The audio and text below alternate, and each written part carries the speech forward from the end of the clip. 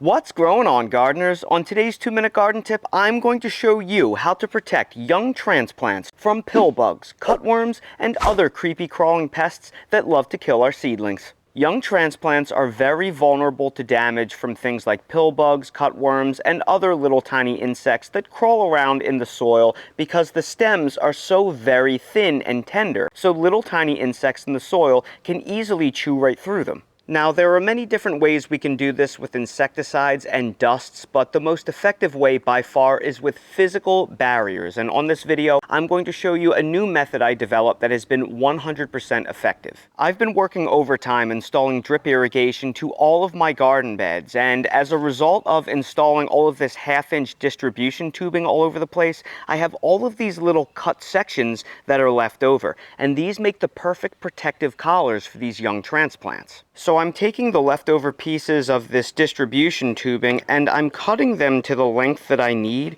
which is usually about 2 inches, but it could vary based on the size of the plant and the stem you're trying to protect. And then once you get it to the proper length of the collar that you need, I'm just taking a utility knife and dragging it to cut it. And then this makes a beautiful collar that you can then open up and then place around the stems of the plant you're trying to protect. So, for example, this young pepper plant right here has an extremely small and vulnerable stem. So all I need to do is take the collar that I just made and then open it up, and then that will slide right over the stem, and then I can enclose it and then pinch it shut, and then I'll lightly wiggle it into the ground, and I'll just bring a little bit of soil around it, and that will make sure that no cutworms, pill bugs, or any other crawling insects can get in there and attack the stem. The very first tomato transplant this year I lost from pill bug damage. So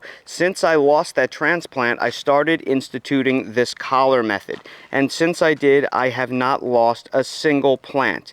As you can see, every single one of these pepper plants in this bed right here has those collars on it, and they have been 100% effective at protecting my plants. Once your plants get thick enough, you can remove the collars because these thick stems are no longer vulnerable to things like cutworms and pill bugs. In fact, this stem is getting so thick it's starting to split the collar apart.